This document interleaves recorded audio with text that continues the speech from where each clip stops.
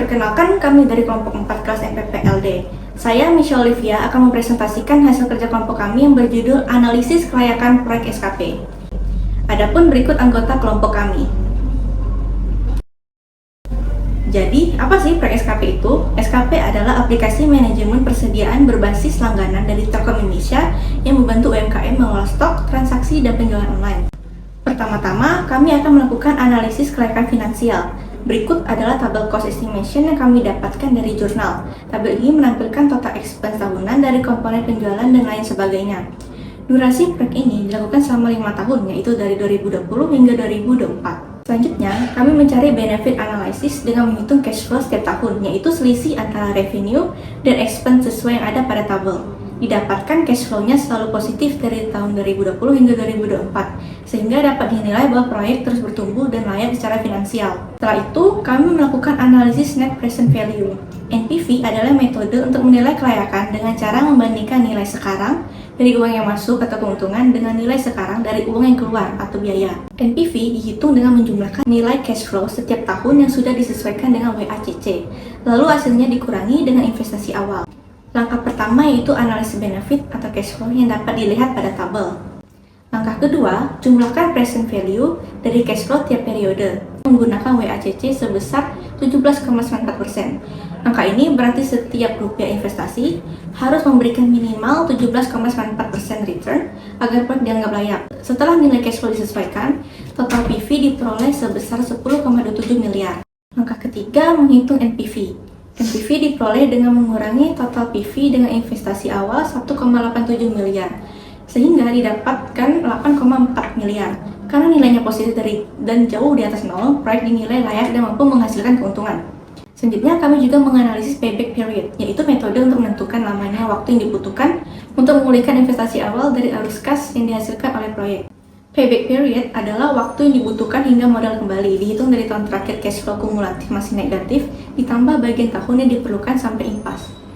Payback period dihitung sebesar 1,36 tahun, artinya investasi awal 1,83 miliar dapat kembali dalam waktu tersebut.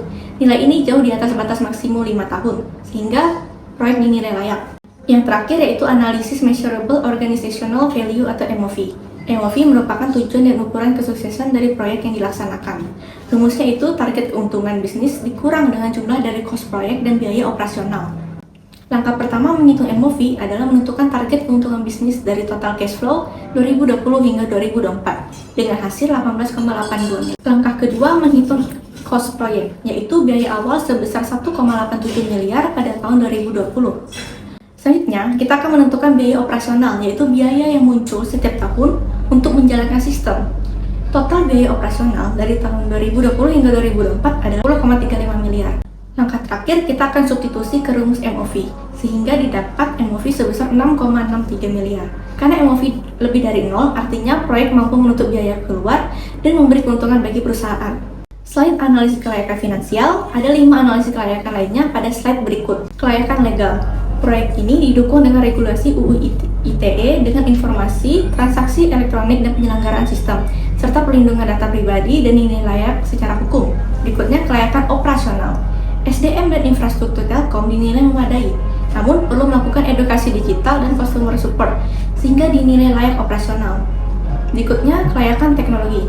SKP telah berbasis SaaS, Software as a Service, sehingga dinilai scalable, namun perlu melakukan peningkatan keamanan dan inovasi. Berikutnya, kelayakan ekonomi. SKP dinilai sangat berpotensial bagi UMKM karena telah didukung dengan kebijakan pemerintah untuk berdigitalisasi, namun perlu mengatur strategi harga dan fitur inovatif agar layak secara pasar dan ekonomi. Terakhir adalah kelayakan scheduling, di mana SKP telah melakukan tahap pengembangan sesuai jadwal dan mendukung keberlanjutan layanan, sehingga dinilai secara layak scheduling. Selanjutnya, kami juga melakukan analisis SWOT. Pertama itu strength. Pertama, Telkom dinilai memiliki reputasi kuat sebagai BUMN, infrastruktur luas yang dapat menjangkau daerah, SDM Telkom memiliki pengalaman yang kompeten, dan SKP telah layak secara finansial. Kedua yaitu weakness. Itu beban biaya SKP tinggi, proses birokrasi BUMN lambat, literasi masyarakat rendah, dan bergantung pada infrastruktur sendiri. Yang ketiga adalah opportunities, itu sejalan dengan program pemerintah, permintaan layanan digital meningkat, berpotensi untuk berkolaborasi, serta sumber pendapatan baru. Yang keempat adalah threats, itu persaingan ketat, potensi perubahan regulasi, masyarakat lambat mengadopsi teknologi baru, dan terdapat platform Selanjutnya, terdapat rencana mitigasi.